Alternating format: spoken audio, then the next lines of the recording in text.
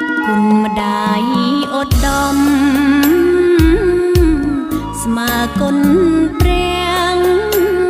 ធំធេងហើយខ្លាំងណាស់លើលោកី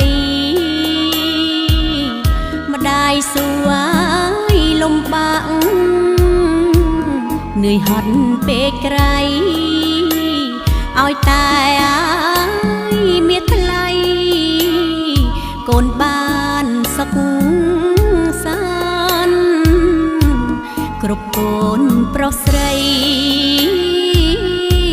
គួរយល់ចិត្តម្ដាយដែលគិតណាយខ្វល់ខ្វាយឥតស្រាក់ស្រានតាំងពី